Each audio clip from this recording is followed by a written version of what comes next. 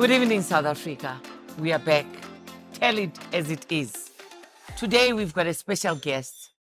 We've got somebody who's proud to be part of the community. I call them a community of LGBTQ plus. You know? And I like it when I took it and said plus. And then he's very proud to be part of that community. Today, we are going to talk all about them being in sport and how sport is taking them. His name is Xolani Gumede, all the way from Mpumalanga. Yes. How are you, Xolani? I'm good, thanks, and you, Madam President. Are you excellent? I'm fabulosities and fabula. Actually, I was expecting that Je ne from sais you. quoi. I was expecting that from you. That's me, Oh, exactly. each and every day. Xolani, let's get into the matter. At home, let's start. It all begins at home. Yes. Charity begins at home. When you disclose that you're gay, how was the reception at home?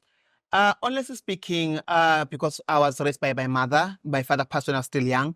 And when I came out to my mother that I am gay, it was a little bit hard for her up until the later stage whereby she started to understand me and she started to accept me. Because most of the families, they don't accept, but they tolerate their children. I want that English. They don't accept, however they tolerate. Yes. Take people through. Why are you saying they don't accept, but they tolerate? Because we need people to understand what is that meaning of tolerating and accepting. Yeah, when we talk about accepting and tolerating, accepting is when a person can also stand for your behavior, your advocate in the community that my child is gay and will be able to talk about you. When you talk about tolerance, it's whereby the family would say, we have a gay child. That's it. There will be there won't be those kind of engagements within talking about your sexuality or your sexual orientation. But with acceptance, people, they would accept you. They will be able to talk about you even to the community. They will be able to talk about you, even stand for you, be the advocates, be the activist for you. When you go out there and saying, I'm gay, they'll be holding your hand. But tolerance, they will say, oh, into yakho le, you can just go there. Yeah. Into yakho, it's not us for us to entertain it. That's how that's the difference. How did it make you feel? Here you are, you know in your heart, in your mind, in your body, in your soul that you're gay. And then you have to sit with your mother. Who knows that I gave birth? We are telling it as it is. Yes. Who knows that I gave birth to a boy child? The one that was written on the birth certificate, it's a boy. So how did you go about doing it? Because not only you, people are still struggling to come out of the cocoon, Yes. to come out there, to make their parents, to make their brothers, their sisters, their uncles, their aunts understand. Honestly speaking, for me to come out to my parents, it's whereby, in the community, people will talk about you. And you remember when you start to be in the adolescent stage, people will start to ask, we don't see a girlfriend. What's happening? That's when I had to sit down with my mother to say, you know what, there won't be any girlfriend, but I think there will be a boyfriend. That's why I said it was very hard for her. But that's when, again, when I told her and take it step by step, that's when, again, she started to understand and started to accepting. And that's when we also had a way to communicate and ask each other questions. And we'll have our own, let me say, rules to say, you can do your thing, but sometimes we need to have that respect to say, as much as you are dating someone, you can bring that someone to me so they can know the person. Not to but also come with the person that I know that person. Okay, you know the person, the mother knows the person. You don't fall from a tree. You're from a family that's got relatives. Yes. You're from a community. Yeah. How did first your relatives accept you and thereafter the community? Because you cannot expect us as the community of Mpumalanga, of Gert, the way you're from, Yes. to accept you. However, where your relatives, your uncles, your aunts, your nephews, your niece, they don't accept you. Yes. So how do you go about that? And funny enough, within the family, I was the Chacharachwan, if I may say that. We was papel. Yeah, it's papel, Yeah. like I said. And I was the one who, if there's a funeral, it's me, and I'm doing the catering. So it was easier for them to be like, man, we always seen that he was gay and all that. So I was the one. If there's a wedding there, I'll be the wedding organizer or the wedding planner and all those things. So my family from my mother's side mostly, they took it easier to understand and to accept. From my father's side, because my father passed at a very young age, and for me to visit them, it was kind of a story. But some of the family, they know that I'm gay. Some of them, they are still like, it's just a passing phase. By the way, I'm running to 50 right now, and they're still a Are passing you? phase. No, don't. A gay don't never tell the child age. A gay never does what? Never tells the age. Why? No, I may look young, Yeah. but my age is very old. Oh wow. People say I'm 26, but I'm above. Oh, you are reaching 50. I think I'm going to play the Legends tournaments right soon. I love that one. Yes. So, Xolani, you sport. Let's talk. But before we talk about that and we go further, we want to first understand Xolani in the community. Yes. And Xolani going out there and saying, I want to do a female-dominated sport. I want to do netball. Yeah. I don't want to do football because I don't know what was going to happen to you with football. I don't want to do rugby. Don't know what was going to happen to you in rugby. However, you decided to do netball. Tell us, the community, how did they accept you? You know, with democracy being how it is now, with the policies and our brilliant constitution, the community now is starting to be more open. But in those olden days, the 90s, it was whereby they call you names, Boputse, Staban, and all those words. It was very difficult even to walk on the street, because you see, with us, most gay people, we are femme, because we have our own titles of calling each other femme acting and straight acting. So I'm mostly femme. So going in the street, even my voice, now it changed to be an alto. I used to have a very thin voice. So it was very difficult even to talk. Sanbonani, like, you understand? But so, you funny. Yes. But now with the years coming along, now the community is starting to be more open, starting to be more acceptant. Now you are no longer Sisbooty. No, now I'm Xolani. Okay. I am Xolani from Unamkai, from Emavula Yes. Street, you understand? Oh. When you ask people where does Xolani stay, they'll say Ushomo Pilo, then they'll Loizan. okay. Ah, You understand? Then they'll Those show things you. is Loizan. Yeah, Remember, we are telling Yes, it as it is. Yes. Because we cannot say it's stubborn, and we be afraid to say it. I'm glad that those words have been said by you. Because you're saying this is what the community associates you with, and they're saying he's stubborn, lays. But now they're coming back to say, but you are one of our own. Yes. You understand? And I think as well, growing up, being active maybe in community activities as well, being an activist, LGBTIQ activist, also helped a lot, because that's where we did our each one teach one workshops, whereby we also capacitated our community in terms of them understanding types of the acronyms, the LGBTIQ, what is it all about? Because it's not only ending there. There's other acronyms as well, to say, don't say that you are straight. There's nothing straight in this world. There's nothing straight in this world. That's what I always say. Because there's other acronyms. I'm telling you, madam, there's other acronyms. There's nothing straight in this world. There's so many straight things in this world. On that note, we are coming back. There's everything straight in this world.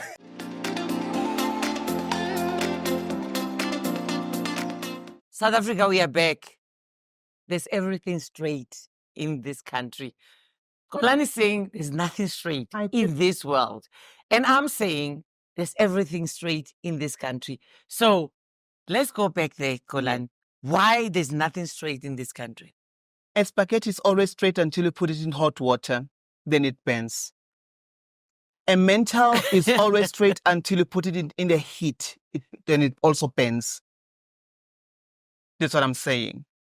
Hence, I'm saying there is lots of acronyms, and people only tend to focus on L, the G, the B, the T. And there's also the S, the P's, and everything. There's also sapiosexuals, there's also pansexuals, there's also demisexuals, asexuals. That's what I'm saying with everyone. There's nothing straight. You're an activist. Yes. Tell us about other acronyms. What do they mean, and what is that we should expect from those people?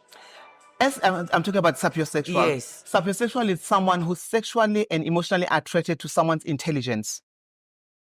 Wow. Then we have people that are demisexual, that it's rarely they fall in love with a person. Yeah. They take time to fall in love with a person. Yeah. An asexual person is someone who does not have any feelings.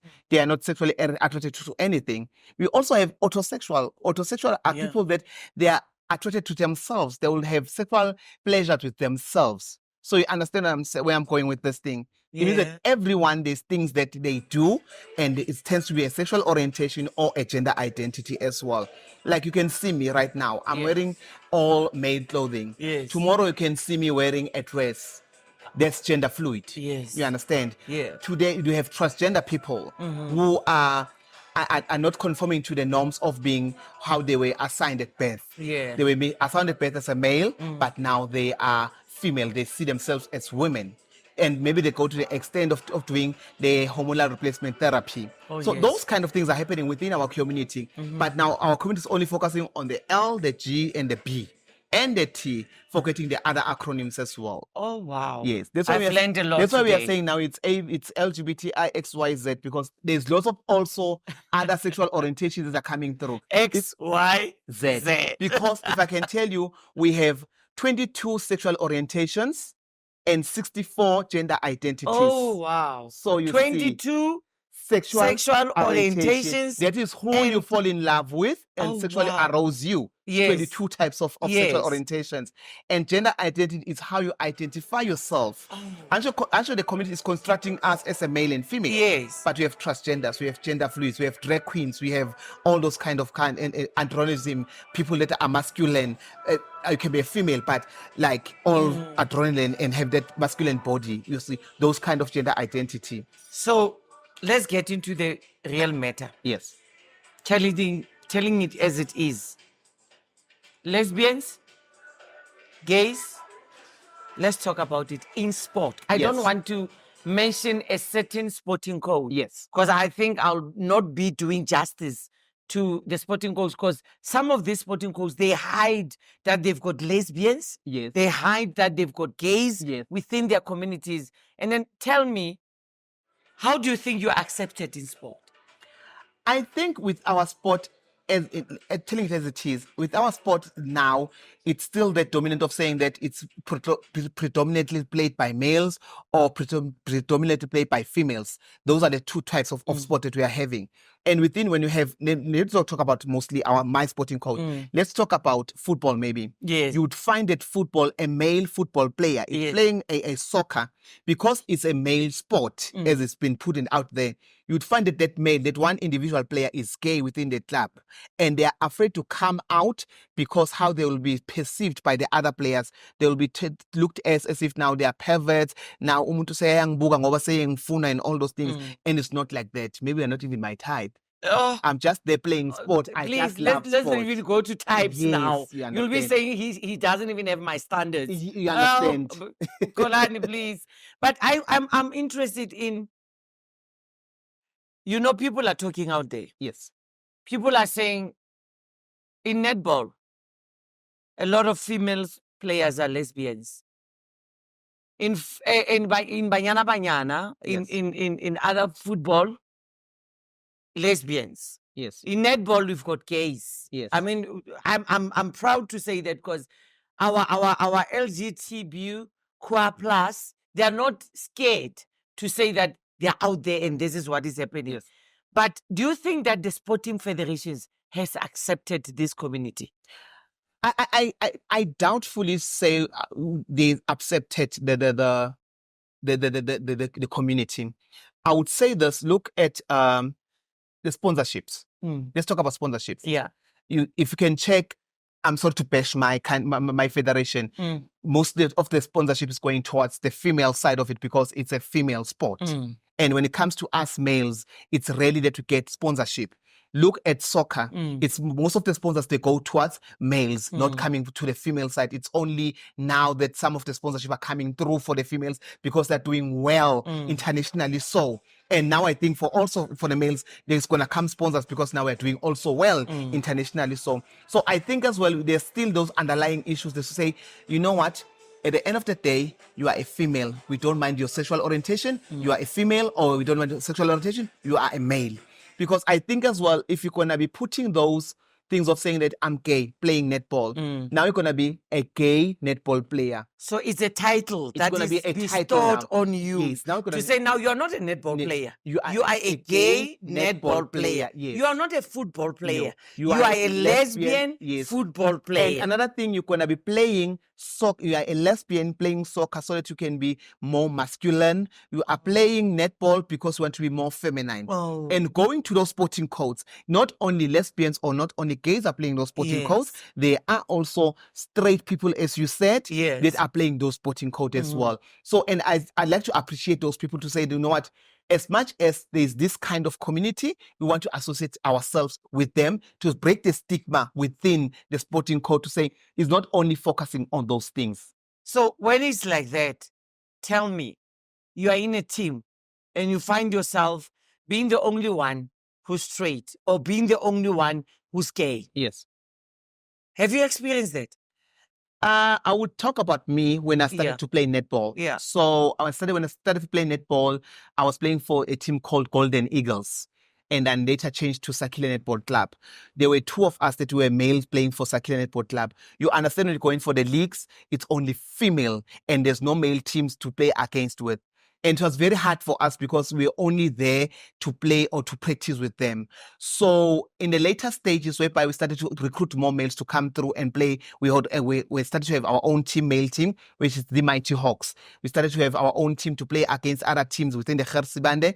This is where now we started to grow with the sport as well. But to say all in all is that it's very difficult, especially coming from Gert Sibanda, rural areas. Yeah. You would find a specific club, especially you can go like to your Mayflower, to your Dakakral, you would find a specific club having maybe one or two males playing there.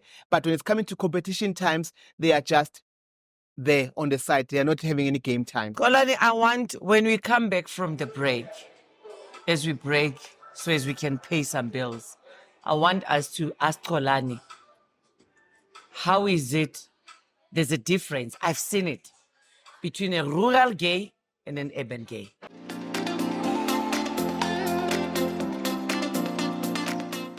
Welcome back.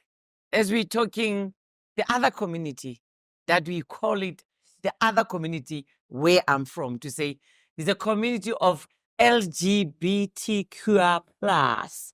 And I'm told there are many other, what do you call them? Acronyms that are there of this community. I've learned a lot today. However, I'm going back to my question, Xolani. Yes. The difference between a rural gay and an urban gay. A difference between a rural gay and an urban gay, I can say I'm coming from the hairy urban area. So for those who are coming from the rural areas, it's very hard for them to be more flamboyant and more out there, because most of the time you'd find that they are staying in the places where there's chiefs. And then in the Zamakos, you understand, umfazi. And sometimes being some of the gay people, they want to express themselves by their dress code, maybe wearing the so-called female clothing and all that. So it's very hard for them to dress up as they want to dress up. And then when you come to now to the urban areas, coming to your Joburg and all that, they are like everywhere, Kibo Chomi and everything. They are walking freely on the street and all those things. And then when even at home, when umama mayibona a gay person on the television, ubona uSomizi, ubona, and also to mention names, ubona bo Somizi, ubona bo Banbanyan. Even you can take now, for an example, we have a gay person who was staying in our town and moved to Joburg. If Manga Chilomutlo is coming from Standerton, people will say, unamanga. You understand? Because of how they were in Standerton and how they are now in Joburg. These two different people. Even if Avarashekaya now has to change his style and compare to be the Standerton person, you understand? Now the frontals. So are they those that, you're telling me something? So some of you go out there and be gay, but when you come home, you're indoor. Yeah. There are full men. There are some of those that if you can check most of the queer people, they would make sure, if they're in the school level, they make sure that they excel, that they get chances to go to the universities. That's where they will flamboyant and be who they are. Coming back at home for the holidays, now they have start again to live in Pilo Yasekaya, Yoguti, I'm this person. So we have those people that are living double lives. gay and church, we are telling it as it is. Yes. Churches accept people for who they are born to be by God. Yes. How do you find it? I think with churches it's still a open a Bible situation. Yeah. And if we don't know that you're gay, it's Yeah. fine. But once we find out that you are gay, we start to open Bibles. And I feel that within the churches, we have lots of queer people within churches that are hiding themselves. And I'm sorry, because I'm going to say where I church, Yeah. we have like a bus load of gay people. Mm. We have a bus load of queer people within our church where I'm churching at. And it's very, we that open, some of them, but we don't say, okay, here I am, I'm gay. But they will say, okay, this one, how Swahili understand it's like that. But in our church, we still have that thing of saying that if you know that you are gay, we'll open those verses. If you don't know that you are gay, and what's funny enough, my money is never gay. My tithe is never gay. You will pay your contribution. Come again. I love that, but we need to repeat it. South Africa, I want you to listen to that. My tithe is never gay. Your tithe is not gay. Yes. My contribution is It's never not gay. But the person, You are gay. You are gay. And that's how our churches That's are. how our churches are. They We will, need to change they the will mentality. welcome the money, but they will not welcome the person. How do we change? Because we cannot only complain and not come up with the solution. How do we change the mentality of church people to say, take me as I am? It's a very vast, it's a very difficult one because, you know, people will tend to say we follow the laws of the Bible. And when a person says that I follow the laws of the Bible, then I will ask you, why are you reading Leviticus 18 verse 22? But from verse 1 to 21, there were still some laws to say you cannot wear different kind of materials. That's not okay. You cannot shave your hair. You cannot eat shrimps. But when it comes to other things, my sin is bigger than your sin. So I think as well, people will Who's the judge? Remember, I don't think none of us are judges. There's only one person who's the judge. It's the man above. The problem is we have judges. I think God has put judges on earth that we don't know of because we tend to judge people before God. We tend to we say that we are preaching the word of God, but in a way we are judging people. So tell me, what do you think can be done in the country to have policies accepted within the community? When I'm talking about the community, I'm talking about the community, the traditional authorities, the churches. Remember, it's everything that is there. So as this law can be put into place, so as people can be, safe. Let's tell the truth. In some instances, people of your time are not safe at all. At all. They are killed and we cannot run away from that. Yeah. They are abused. We cannot run away from that. So what can you say to this country? What can happen? It's funny that you're asking that question. In our country, we have a beautiful constitution. We have a beautiful policies. The problem with our policies is in black and white and never implemented.